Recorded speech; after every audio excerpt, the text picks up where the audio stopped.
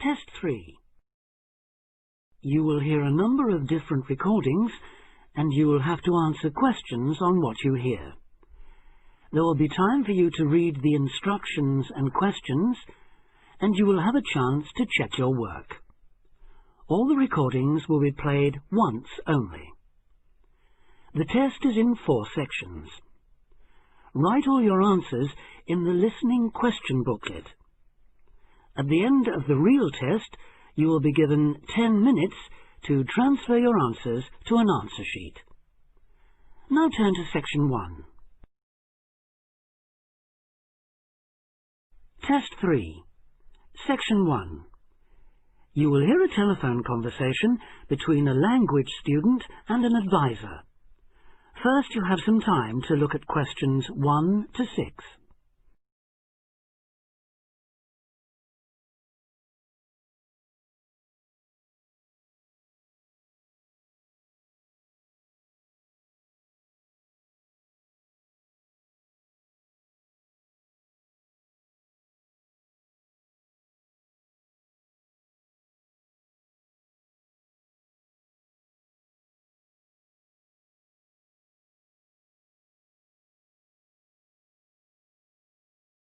You will see that there is an example that has been done for you. On this occasion only, the conversation relating to this will be played first. Homestay Language Learning, Lisa McDowell here. How can I help you? Hello, my name's Dan. Hello, Dan.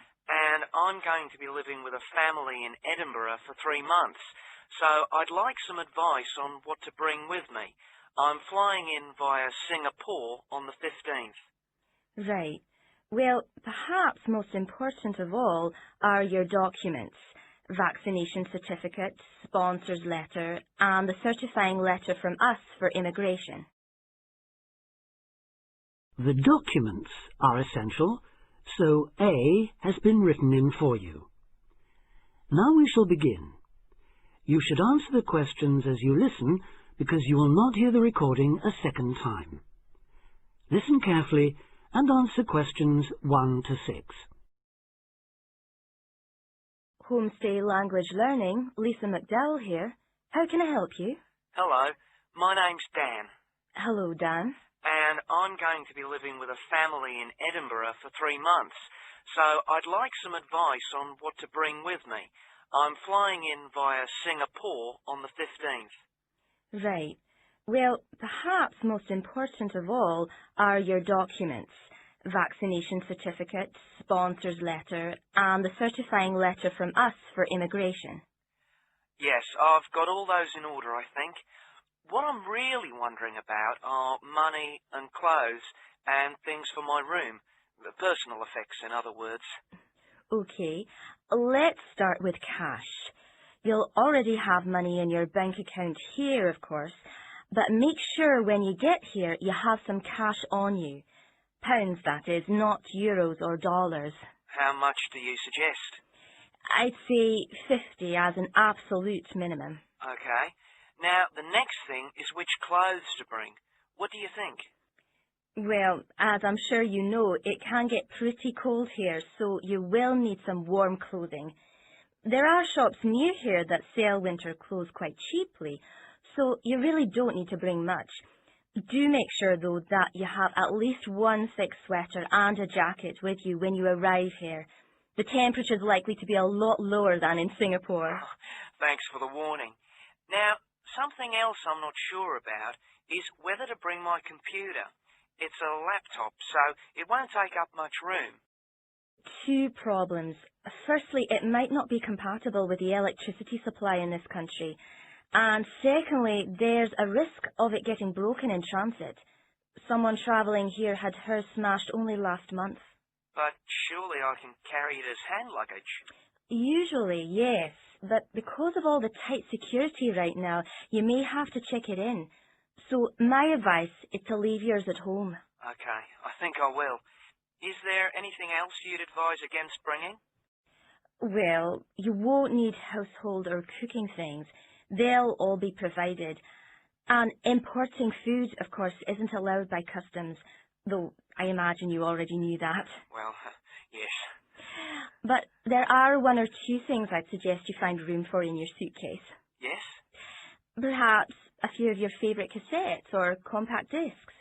Of course, you might be able to find them in the shops here, but then again, you might not. That's a good idea. Anything else? Yes. Some photographs of people and places that are special to you could be nice. They can really make your room feel like home. It's just a thought. I'll see if I've got a few good ones. Before you hear the rest of the conversation, you have some time to look at questions 7 to 10.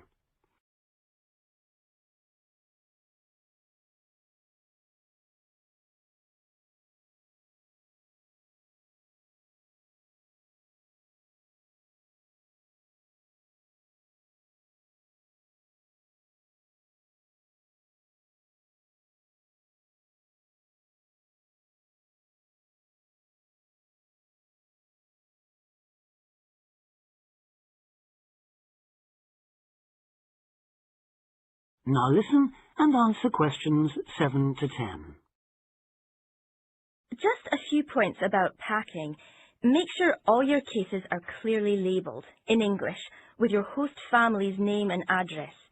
Just in case they go missing on the way. It has been known to happen. What name do I write, by the way? It's Wark. Lewis and Amy Wark. So that's W-A-L-K? It's actually W-A-R-K. But we'll be posting full details to you later this week. Right, fine. And I'd better put some essentials in my hand luggage, enough for a night or two in case, as you say, anything happens to my main cases. Yes, I'd recommend a change of t-shirt and socks and so on, plus any medication you may need, and a toothbrush, of course. And my tights. Your tights? Yes, for the flight. Wearing them helps prevent deep vein thrombosis when you're flying long distances, not getting any exercise.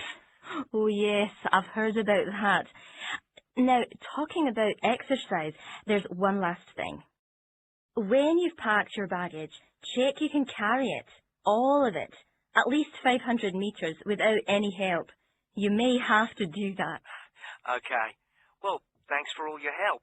You've cleared up a lot of points. Oh, you're welcome. Have a safe journey, and we'll look forward to seeing you next month. Bye. Bye. That is the end of section 1. Test 3, section 2. You will hear an extract from a talk about facilities for students with disabilities. First, you have some time to look at questions 11 to 13.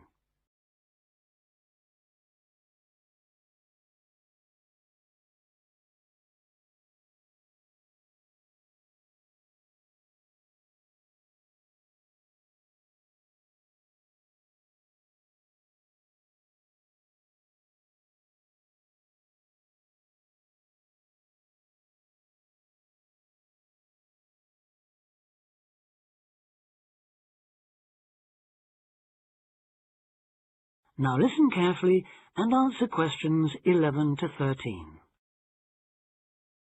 Welcome to Student Times, the programme with all the latest on what's happening at universities around the country.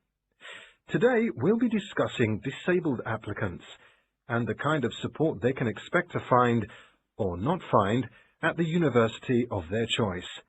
With me to tell us more is Student Disability Advisor Sally Taylor. Good morning, Sally. Good morning, Hugh. I'd like to start by pointing out that although 1 in 4 people has some kind of disability, the proportion among students is much lower. This is partly because most students are under 25 and many people only develop their disabilities as they get older, but it's also because some universities don't do much to encourage access. It is true, though, that some have quite sticky problems when it comes to, for instance, wheelchair access, ancient buildings, cobbled streets built centuries ago, and so on. When faced with such a situation, some universities make an extra special effort to provide for students with particular disabilities, while others have specialist accommodation. In fact, all universities should have a written policy statement on students with disabilities, setting out what facilities they have, what their attitude is, and what they're prepared to do. But having said that, only you can properly understand the challenges of any disability you have, and so before accepting a place at a university, or even while you're considering applying, if only to raise the university's awareness, it's good to talk to them and find out how much they can and will do for you. The problem is who to talk to. Most universities and some students' unions have a disability advisor who is supposed to know what facilities they already have and will help with further arrangements if necessary or possible. However, all too often this person is a token. Sometimes it's just an extra responsibility given to a secretary. They don't know what the situation is in practice, and they don't have any real authority to change anything. So, given that for any prospective student it's best to visit a university before applying, it's an especially good idea for students with disabilities or special needs to check whether the place really does come up to scratch. In general, the university should provide personal care and assistance, and there are certain key features to look out for if you have a particular disability, including the following. Before you hear the rest of the talk, you have some time to look at questions 14 to 20.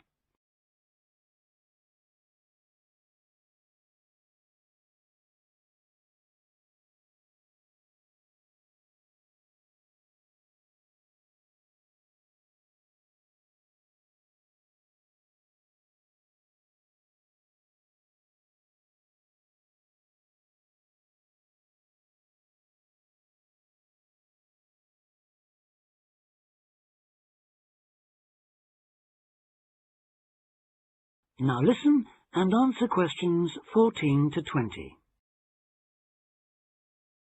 Firstly, if your mobility is impaired, check there are ramps and easy access to all buildings, not just accommodation or teaching rooms. Then, when you're inside, look for clear instructions on fire and emergency procedures for the disabled. Also, make sure there are lifts that work, not the usual ones that seem to be out of order half the time. And check for suitable lavatory facilities. There is a different set of things to look for if you suffer from any kind of hearing impairment. There should be induction loops in lecture theatres, flashing sirens in all rooms, and in accommodation, visual doorbells that light up when somebody calls round to see you. If it is your sight that is impaired, there obviously need to be braille translators of books and documents. In all buildings, the stairs, floors, doorways and windows must have clear markings, and there also have to be special fire and emergency procedures for you. If you suffer from dyslexia, you will need a computer for general use and in exams. And as exams may take you longer to complete, you should be allowed extra time in which to do so. This applies to work in general too. There are, of course, many other possible health difficulties that you may suffer from, such as diabetes, epilepsy, or heart conditions. If this is the case, check the availability of access to appropriate treatment, including medication and/or therapy. Finally, make sure that in the event of an emergency, it is clear what you and other people who may be involved have to do. That is the end of section 2. Test 3, section 3. You will hear 3 students discussing a program of activities for new students at a college. First, you have some time to look at questions 21 to 26.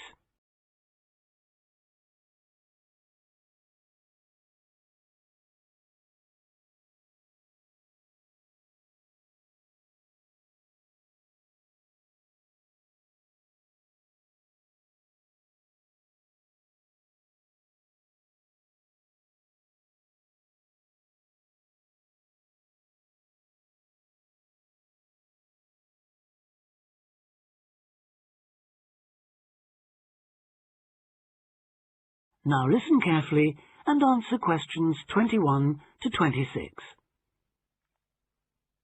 So you were both on last year's orientation course then. How did it go? I loved it. The activities were well organised and I met people from all over the world. Yes, it was useful. And you think I should sign up for this year's course? Yes, definitely. Apart from being fun, it really does prepare you for all the things you have to do in your first couple of weeks. In fact, one of the most useful things was chatting to people who'd already been there for a year, so-called senior students. They'd been on the orientation course the year before last and recommended it to us. Oh, and there was a great atmosphere at the formal dinner too. It was so colourful, with people in their traditional dress from Asia, Africa, South America. It was one of the high points of the whole week. That was right at the end, of course. The first thing they did on the Monday was take us on a guided tour of the Students' Union.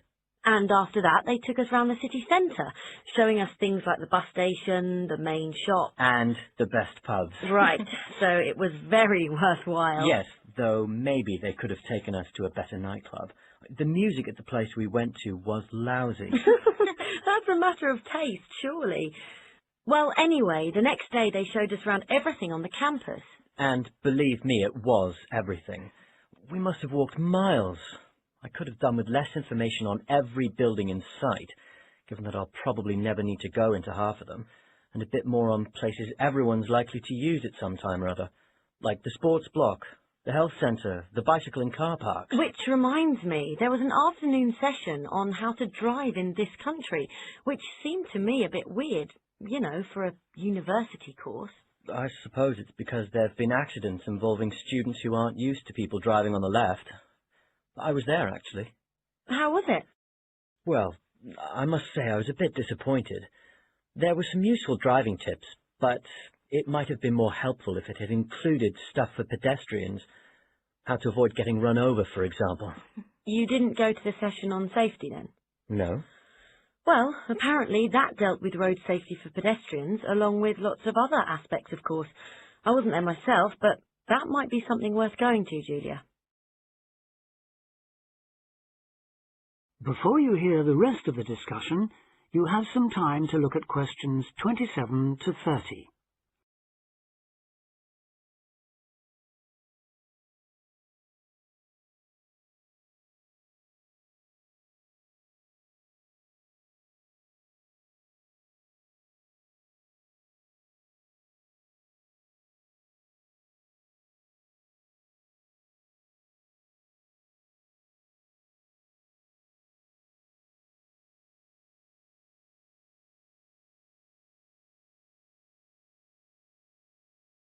Now listen and answer questions 27 to 30.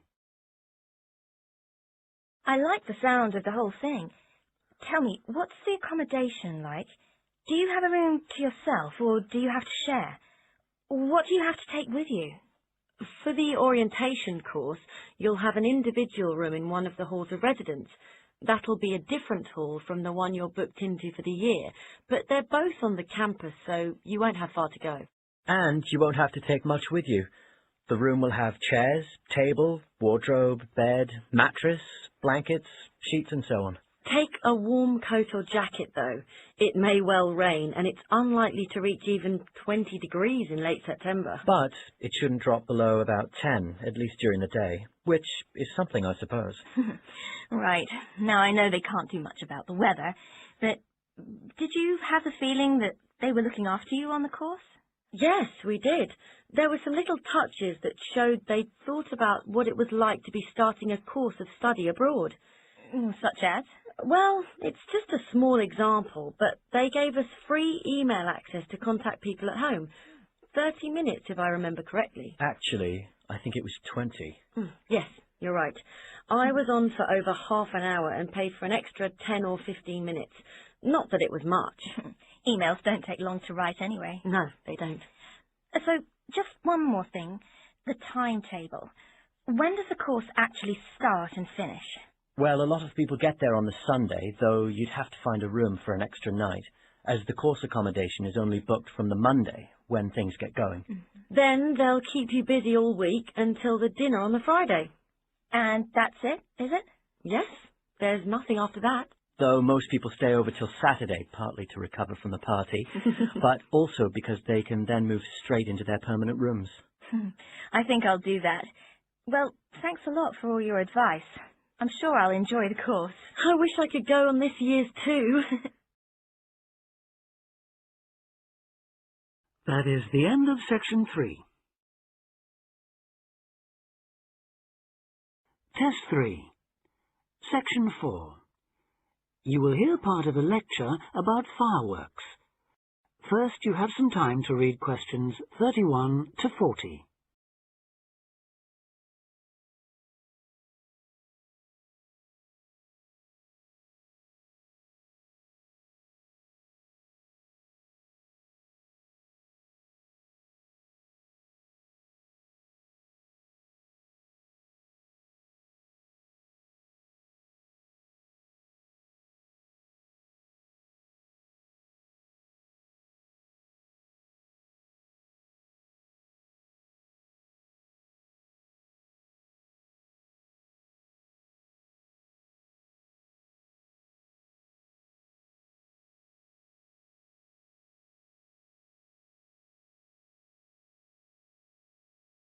Now listen carefully and answer questions 31 to 40. Good afternoon, everyone, and welcome to this short talk on the subject of fireworks. Now, fireworks, as I'm sure many of you know, were invented in China, though there has long been disagreement as to exactly when, or even in which century. The consensus nowadays, though, is that it was in the 6th, as there is considerable evidence of war rockets being made then. We also know that fireworks were in use by the 7th century in Arabia, where they were called Chinese arrows, reflecting their military potential. It then took a long time for them to spread to Europe. In fact, it wasn't until the 1200s that fireworks made their appearance there.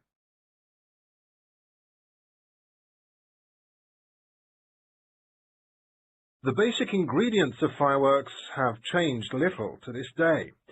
Their explosive capacity comes mainly from black powder, also known as gunpowder, which is produced from a mixture of charcoal, sulfur, and potassium nitrate. A modern aerial firework, the kind used nowadays in big public displays, not the small rocket type that you might remember from your childhood, is normally made in the form of a shell, often a sphere about the size of a peach. Inside the shell are a number of stars, surrounded by black powder, and running through the center of the round shell is a charge that makes the firework explode when it reaches the desired altitude. This is known as the bursting charge. When this explodes, it ignites the outside of the stars, which begin to burn with bright showers of sparks. Since the explosion throws the stars in all directions, you get the huge sphere of sparkling light that is so familiar at firework displays. A shell of this kind is launched from a 75mm diameter mortar, which in some ways resembles the type used by the military. The mortar is a steel, or increasingly for safety reasons, shatterproof plastic pipe. This is likely to be 500mm long and sealed at one end. The other end is aimed at the sky, and at the bottom of the pipe, below the shell, is placed a cylinder containing black powder. This has a long fuse, which projects out of the tube. When this is lit, it quickly burns down to the lifting charge, which explodes to launch the shell. In so doing, it also lights the shell's fuse. The shell's fuse burns while the shell rises to its correct altitude and then ignites the bursting charge so it explodes. More complicated shells are divided into sections and burst in 2 or 3 phases. Shells like this are called multi-break shells. They may contain stars of different colours and compositions to create softer or brighter light, more or less sparks, etc. Some shells contain explosives designed to crackle in the sky, or whistles that explode outward with the stars. The sections of a multi-break shell are ignited by different fuses, and the bursting of one section ignites the next. The shells must be assembled in such a way that each section explodes in sequence to produce a distinct, separate effect. The pattern that an aerial shell paints in the sky depends on the arrangement of stars inside the shell. For example, if the stars are equally spaced in a circle, with black powder inside the circle, you will see an aerial display of smaller star explosions equally spaced in a circle. To create a specific figure in the sky, for instance a heart shape, you create an outline of the figure in stars inside the shell. Then you place explosive charges inside those stars to blow them outward into the shape of a large heart. Each charge has to be ignited at exactly the right time, or the whole thing is spoiled. Many other shapes have particular names, like the willow. This is formed by stars that fall in the shape of willow tree branches, spreading a little to the side and then downwards. The high charcoal composition of the stars makes them long-burning, so they may even stay visible until they hit the ground. The ring shell is fairly basic. It is produced by stars exploding outwards to produce a symmetrical ring of coloured lights. More complex is the pattern created by the palm, which contains large comets or charges in the shape of a solid cylinder. These travel outwards, explode, and then curve downwards, like the limbs of a palm tree. The serpentine, the last one for now, is different again.